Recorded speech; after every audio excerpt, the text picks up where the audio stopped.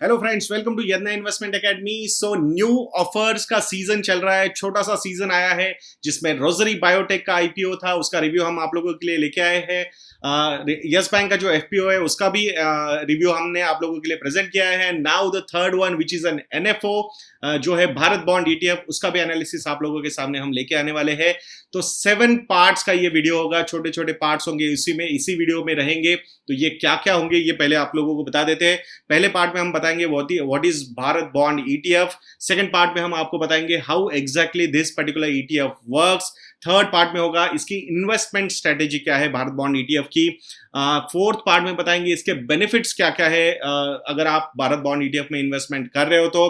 Fifth part में हम बताएंगे कि ये भारत बॉन्ड ईटीएफ में अभी करंटली क्या क्या इन्वेस्टमेंट ऑप्शंस हमारे पास अवेलेबल है, कुछ मैच्योरिटीज वगैरह इधर उधर है तो वो भी हम आपको समझाएंगे। सिक्स पार्ट में हम आपको बताएंगे भारत बॉन्ड ईटीएफ एक इंडेक्स बेस्ड ईटीएफ है, तो ये इंडेक्स की मेथोडोलॉजी क्या है ये आपको समझाएंगे। एंड सेवन पार्ट में आपको समझाएंगे कि इस इंडेक्स के इंडेक्स ईटीएफ के कॉन्स्टिट्यूएंट्स कौन कौन से है, कौन से बॉन्ड्स में ये ईटीएफ पैसा इन्वेस्ट करता है। तो ये सारी चीजें इस वीडियो में आप लोगों के सामने हम प्रेजेंट करने वाले हैं दोस्तों। Now the first part, Bharat bond ETF क्या है। भारत बॉन्ड ईटीएफ वो ईटीएफ है जो, या भारत बॉन्ड इंडेक्स वो इंडेक्स है जहां पे ये जो पीएसयूज के बॉन्ड्स है उसमें इन्वेस्टमेंट्स होती है। तो ये जो कंस्टिट्यूएंट्स है वो सारी पब्लिक सेक्टर अंडरटेकिंग कंपनीज है। तो सेफ्टी पॉइंट ऑफ व्यू से भले ही वहां पे there is nothing called as guarantee और capital protection, but still in a way pseudo sovereign rating यहाँ पे गवर्नमेंट की तरफ से नजर आती है, because all these companies are public sector undertakings. तो ये पीएसयू में इन्वेस्टमेंट करने वाला ईटीएफ है। So in a way security safety point of view से काफी अच्छा है। Now how exactly it works. तो आप लोग स्टॉक मार्केट में इन्वेस्ट करते हो, स्टॉक्स में इन्वेस्ट करते हो, एक्सचेंज पे जाके आपके ब्रोकर के थ्रू बाय और सेल करते हो।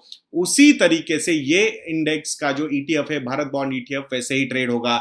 इन्वेस्टर्स जो होंगे वो बाय और सेल कर सकते हैं भारत बॉन्ड ईटीएफ, एंड वो भारत बॉन्ड ईटीएफ अल्टीमेटली सारे बॉन्ड्स में इन्वेस्टमेंट करेगा।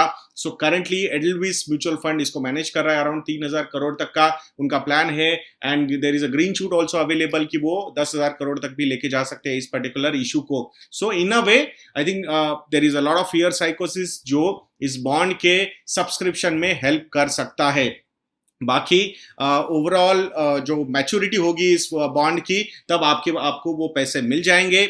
बाकी जो बेनिफिट्स होंगे उसमें समझाएंगे आपको कि लिक्विडिटी भी कैसे अवेलेबल है इस पर्टिकुलर ईटीएफ के लिए। Now the third part which is investment strategy.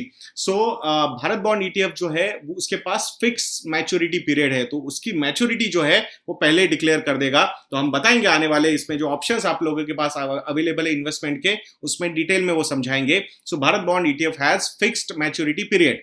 Then number two, this particular ETF follows Bharat bond ETF index. तो ये जो इंडेक्स है वो निफ्टी के पास है, एनएससी इंडाइसेस, निफ्टी इंडाइसेस जो साइट है वहां जाके आप लोग वो सारी चीजें देख सकते हो। वो डेली बेसिस पे वहां पे प्राइसेस डिक्लेयर भी करते हैं एंड वेटेजेस भी वहीं पे डिक्लेयर हो जाती है। So there is no problem.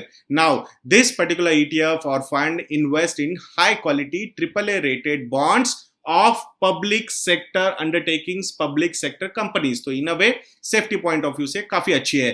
The fourth strategy, it holds the bonds till their maturity and reinvest the coupons received। It means कि मैच्योरिटी तक वो होल्ड करता है इन बॉन्ड्स को, कहीं बीच में जाके उसको सेल नहीं करना पड़ता। इन अ वे जो लिक्विडिटी के प्रॉब्लम्स हमने डेट फंड्स में देखे थे, वहां पे अगर मार्केट में सिक्योरिटी ट्रेड नहीं होती है तो प्रॉब्लम हो जाता है, बट उसको ऐसा कोई प्रॉब्लम नजर नहीं आता है। ओवरऑल फिक्स्ड मैच्योरिटी वाला इन्वेस्टमेंट ऑप्शन है, तो वहां पे मैच्योरिटी तक ये सारा पैसा वापस आ जाएगा। और दूसरा, अगर आप सबसे बड़ा बेनिफिट हमें लगता है जो डेट में री इन्वेस्टमेंट का हमेशा होना चाहिए। There is a difference between simple interest and compound interest. Interest on interest is very much needed when you are doing your investments. तो यहाँ पे जो भी कूपन आता है उस बॉन्ड का, इंटरेस्ट पे आउट आता है, वो बॉन्ड वापस उसी में इन्वेस्ट कर देता है जो भी एलोकेशन से। So this is a very positive sign. वहां पे CAGR प्रॉपरली चलता रहेगा। So for you people it is a very good thing. It invest 5% of its allocation towards government securities or repo instruments, repo rate instruments। Why to manage liquidity. अगर कभी कुछ liquidity का pressure आ जाता है, redemption का pressure वगैरह कुछ normally अगर आता है, तो अगर कुछ सिचुएशन आती है तो नॉर्मली ये फिक्स मैच्योरिटी प्लान से तो ऐसा तो कोई इशू नहीं है, बट फिर भी 5% of the money they always invest into government treasuries, government securities and repos treasuries also. So this is a positive side. Now fourth part में हम डिस्कस करेंगे बेनिफिट्स क्या क्या है अगर आप भारत बॉन्ड ईटीएफ में इन्वेस्टमेंट करते हो। सबसे बड़ा बेनिफिट है वो है स्टेबिलिटी एंड प्रेडिक्टेबिलिटी। आज हम जो प्रॉब्लम से गुजर रहे हैं इन डेट फंड्स वगैरह, जो कॉर्पोरेट बॉन्ड्स या फिर क्रेडिट रिस्क फंड्स, वहां पे सबसे बड़ा प्रॉब्लम है we can not predict anything and we do not know what kind of stability is there. But as all these investments, जो भी जहां पे भी ये इन्वेस्टमेंट कर रहे हैं, जो इनके सिक्योरिटीज में ये इन्वेस्टमेंट कर रहे हैं, वहां पे स्टेबिलिटी है because those are public sector undertakings, and predictability भी है because of public sector undertakings mark they have. Number 2 benefit, which is high safety. Investment in public sector bonds provide you the peace of mind, highest safety मतलब instruments है ये compared to all other private sector undertakings. Transparency, daily disclosure of portfolios, NAVs वगैरह आने वाले हैं, तो यहाँ पे कंप्लीट ट्रांसपेरेंसी रहेगी, कुछ भी छुपाने की जरूरत नहीं। ऐसा नहीं कि लॉक इन है भाई, आपको बाद में पता चलेगा कहाँ आपने क्या क्या इन्वेस्टमेंट्स किए थे। So nothing like it, so which is a good thing. Fourth benefit which is there is no lock in. Yes, वहां पे मैच्योरिटी आपको दिख रही है, अलग अलग मैच्योरिटीज वहां पे दिखेंगे, 2 प्लान है जो समझाएंगे भी हम आपको, but there is no lock in. आप मार्केट में जाके इसे बाय कर सकते हो, सेल कर सकते हो। So in a way this is a liquid instrument. This particular ETF is investing into corporate PSU bonds. तो वहां पे safety point of view say there will be a lot of players in the market which will support the kind of liquidity required at the time of redemption वगैरह। आप अगर cell वगैरह कर रहे हो तो so I think there should not be any problem। अगर आप secondary market में जाके सेल करते हो so there is no lock in। and another biggest benefit that is lower tax। अगर आप इस भारत बॉन्ड ईटीएफ में इन्वेस्ट करते हो तो इंडेक्सेशन बेनिफिट आपको जरूर मिलेगा। अगर आप लोग डेट फंड्स में इन्वेस्ट कर रहे हो, मोर देन 3 इयर्स के लिए इन्वेस्ट करते हो, तो आपको इंडेक्सेशन का बेनिफिट मिलता है। व्हाट इज इंडेक्सेशन बेनिफिट, इस पे एक डिटेल्ड वीडियो हमारे ऑलरेडी हमारे चैनल पे अवेलेबल है, आप वो भी सर्च कर सकते हो।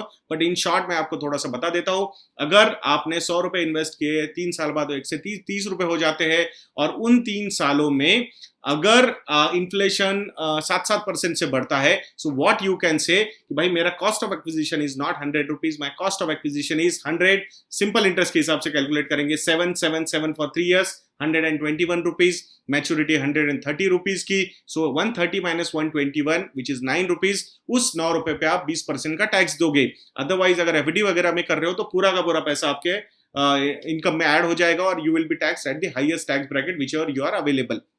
सो ये चीजें, ये 5 बेनिफिट्स है, stability and predictability, number 2 higher safety, number 3 transparency, number 4 no lock in, and number 5th is lower tax. Now the next जो पैरामीटर है जो हम एनालाइज करेंगे, पार्ट है इसका, वो है इन्वेस्टमेंट ऑप्शंस क्या क्या अवेलेबल है, because this is an NFO.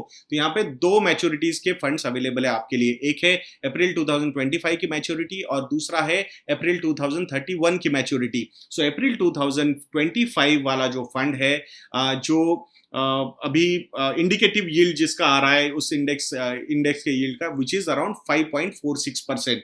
So I understand कि ये रेट ऑफ इंटरेस्ट कम है। Looking at the interest rate scenario in India currently, सारे इंटरेस्ट रेट नीचे आ चुके हैं। इवन आप आपके एफडीज वगैरह के भी इंटरेस्ट देख सकते हो। तो यहाँ पे 5.46% का शॉर्ट टर्म का यील्ड, इंडेक्स यील्ड है। अगर आप 2031 तक की लॉक इन लेना चाहते हो तो यील्ड थोड़ा सा बढ़ जाएगा। थोड़ा क्यों, ज्यादा बढ़ जाएगा, 1.08% more compare to April 2025 yield. So April 2031 के लिए जो इंडेक्स का यील्ड है वो है 6.54%। नाउ अगर आप लोगों ने, क्योंकि भारत बॉन्ड ईटीएफ तो पहले भी आया था एक बार, तो वो भी ऑप्शन मार्केट में आप लोगों के लिए अवेलेबल है विथ डिफरेंट मैच्योरिटीज।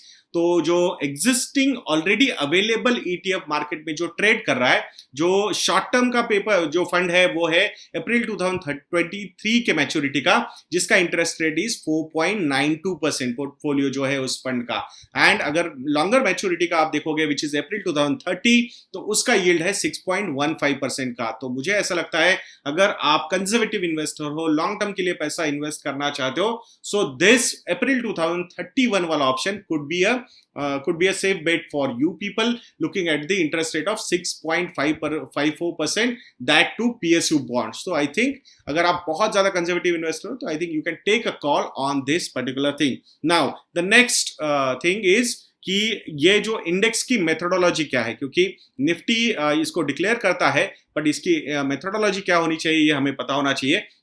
सो तीन पार्ट में इसे समझाने की कोशिश करते हैं. पहला है वो है सिलेक्शन कैसे होती है, जो भी इंडेक्स में कॉन्स्टिट्यूएंट्स है, जो सिक्योरिटीज है, उसको वो कैसे सिलेक्ट करते हैं. पहला important factor is AAA rated bonds होने चाहिए issued by public sector companies. तो यहाँ this is the most important part because of the safety point of view से. Then bonds maturing within 12 months prior to the maturity of the index. मतलब अगर index की maturity 2025 है, April 2025, so they will make it sure कि 12 महीने पहले के maturity के पेपर्स वहां पे होने चाहिए. अदरवाइज लिक्विडिटी प्रॉब्लम ना हो जाए, जब उनको अगर एग्जिट करना है उस वक्त अगर उनको मार्केट में जाके वो सिक्योरिटी सेल करनी पड़ेगी तो नहीं चलेगा. So that is a good thing. So bonds maturing within 12 months prior maturity of the index, that's what they select. Now number 2, weight assignment. क्योंकि किसी भी इंडेक्स में वेटेजेस होते हैं, अलग अलग सिक्योरिटीज के अलग अलग weightages.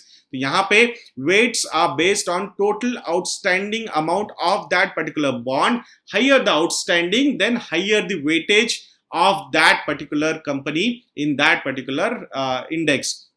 Exposure to single company is capped at 15%. सो मतलब 100 रुपए में से 15 रुपए से ज्यादा किसी भी एक कंपनी में इन्वेस्टमेंट नहीं होगा. सो this is a very good point. And now the third point of this parameter वो है रीबैलेंसिंग. तो रीबैलेंसिंग कब कब होती है? Quarterly rebalancing of index constituents. तो एवरी क्वार्टर निफ्टी रिलीज करता है कि ये इंडेक्स के कंस्टिट्यूएंट्स क्या है, इनके क्या वेटेजेस है, उसके हिसाब से वो सारी चीजें होती है. ETF को भी वैसे ही वो सारी चीजें फॉलो करनी पड़ती है. So this is regarding index methodology. Now the index constituents, ultimately अगर आप भारत बॉन्ड ETF में इन्वेस्टमेंट्स करना चाहते हो तो आपको ये तो पता होना चाहिए कि एग्जैक्टली मेरा पैसा कहाँ पे जाके इन्वेस्ट हो रहा है, कौन सी ऐसी ये कंपनीज है जिनके बॉन्ड्स में ये ETF पैसा इन्वेस्ट कर रहा है. तो now I will give you the names. Now April 2025 में जो मैच्योरिटी है उसके पहले आपको कंस्टिट्यूएंट्स बता देते हैं. So power finance corporation AAA rated जो बॉन्ड है, ये आउटस्टैंडिंग बॉन्ड इश्यूएंस जो अवेलेबल है वो है 27,409 करोड़ रुपीस का. 15.07% का वेट है, तो 15 ये आई थिंक एडजस्ट हो जाता है.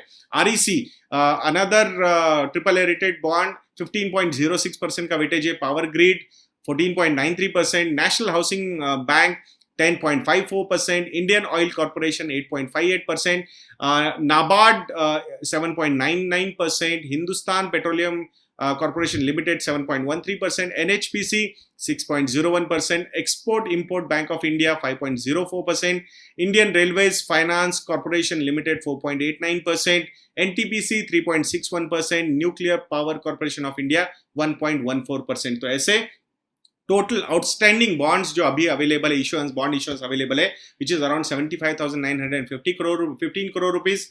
इनिशियल बॉन्ड है 3,000 करोड़ का ETF है, बट आगे जाके 10,000 करोड़ तक भी ग्रीन शूट इनके पास अवेलेबल है, तो they can extend. Now regarding April 2031 के सिक्योरिटीज कौन सी ये भी हम आपको बताएंगे. Power finance corporation 10.05%, REC 9.88%, power grid Corporation 10.18%, National Highways Authority of India 9.83%, Nuclear Power Corporation of India 10.44%, Indian Railways Finance Corporation 9.85%, Housing and Urban Development Corporation Limited HUDCO 9.92%, and NHPC 9.93%. So these are the index constituents you should look. मतलब ये यहाँ पे invest करने वाले हैं. Now as an investor, what should I do? Whether I am investing? No, I am not investing. I am an equity player. I would like to invest my long-term money into equities. But if you are a conservative investor and you want to allocate your money in debt securities, तो definitely ये आपके लिए एक अच्छा option हो सकता है. Specifically for those people जिनके those are in higher tax bracket, तो आपके लिए ये इंडेक्सेशन का बेनिफिट एक अच्छा अपॉर्चुनिटी प्रेजेंट करता हुआ नजर आ सकता है. बट नॉर्मली मैं हमेशा सजेस्ट करता हूँ लेस देन 3 years का अगर इन्वेस्टमेंट होराइजन होता है आपका, then and then only one should look at fix income securities. Otherwise this kind of correction which happened in the market, the opportunities in equity side are very high compared to debt securities. But फिर भी मेरा risk profile आपका risk profile नहीं हो सकता. आपका risk profile अगर बहुत ज्यादा कंजर्वेटिव है तो आपके लिए ये 10 साल का जो बॉन्ड है which is offering you around 6.54% per annum interest, I think that is very good. And remember ये कंपाउंडिंग होगा बिकॉज जो इंटरेस्ट पे आउट आने वाला है वो वहीं पे री इन्वेस्ट होने वाला है. So which is a very positive sign for you people. यहाँ पे ये एक प्रेडिक्टेबिलिटी आपके लिए बहुत अच्छी हो सकती है. अगर आप बहुत ज्यादा कंजर्वेटिव इन्वेस्टर हो तो you can think about this particular option. हम आशा करेंगे दोस्तों कि आपको ये वीडियो अच्छा लगा होगा. अगर अभी तक आपने हमारी वेबसाइट को विजिट नहीं किया तो जरूर investindia.in को विजिट कीजिएगा. वहां पे हम बहुत सारे रिसर्च प्रोडक्ट्स अवेलेबल करके रखे आप लोगों के लिए. स्टॉकोमीटर हो जो नया स्टॉक फीचर है जहां जाके आप पूरी कंपनी के फाइनेंशियल्स वगैरह देख सकते हो. उस पर्टिकुलर कंपनी का अगर हमने एनालिसिस किया होगा तो उसके वीडियोस भी आपको वहां पे दिख सकते हैं. उसकी रेटिंग्स भी अगर आप सब्सक्राइब करते हो स्टॉकोमीटर को प्लस को तो वहां पे वो भी आपको दिखेगी. It will help you in building your portfolios also. Model portfolios भी है वहां पे, अलग अलग रिस्क प्रोफाइल के हिसाब से अलग अलग पोर्टफोलियोज भी हमने वहां पे बना के रखे हुए हैं. सो वो भी आप एक्सेस कर सकते हो अगर आपने मॉडल पोर्टफोलियो को सब्सक्राइब किया है. अगर आपको लगता है we are doing a good work of research तो जरूर हमारे गोल्ड एडवाइजरी प्लान या फिर पोर्टफोलियो रिस्ट्रक्चरिंग प्लान को भी आप कंसिडर कर सकते हो. वहां पे भी स्टे होम ये कूपन कोड यूज करके you can get discounts between 10% to 25%. Will be more than happy to help you solve your queries in all financial matters. So we are looking forward to serve you. तो हम आशा करेंगे दोस्तों कि आपको ये video अच्छा लगा होगा. ऐसे वीडियोस के लिए हमारा चैनल देखते रहिए और ट्विटर हैंडल पे भी हमें फॉलो करना बिल्कुल मत भूलिएगा दोस्तों. छोटे छोटे वीडियोस के लिए हमने और एक छोटा सा चैनल ओपन किया है परिमल आडे के नाम से. वहां पे कंसेप्चुअल चीजें हम आप लोगों के साथ डिस्कस करने वाले हैं. रॉ वीडियोस रहेंगे वहां पे. हम कोई भी ऐसा बड़ा लंबा ज्ञानबाजी वाला वीडियो नहीं देने वाले. रॉ वीडियोस है तो आपको यू विल फील लाइक कि आपके साथ मैं इंटरेक्ट कर रहा हूँ वहां पे. तो it will add a lot of value to your knowledge also. So हम आशा करेंगे कि आप वो चैनल भी हमारा सब्सक्राइब करोगे. और वहां पे अगर आपको कुछ ऐसे लगता है कि और ज्यादा कुछ इनिशिएटिव्स हमने लेने चाहिए, कुछ और डिस्कशन फोरम्स डेवलप करने चाहिए वहां पे, तो वो भी हमें बताइएगा दोस्तों. Will be more than happy. वहां पे हम कुछ नए एक्सपेरिमेंट भी ट्राई कर सकते हैं आप लोगों के साथ अगर आपको लगता है कि वो एक अच्छा क्लब हम वहां पे बना पाएंगे. तो हम आशा करेंगे कि आपको ये वीडियो अच्छा लगा होगा. ऐसे वीडियोस के लिए हमारा चैनल देखते रहिए और नेक्स्ट वीडियो तक के लिए मुझे आज्ञा दीजिए दोस्तों. जय हिंद.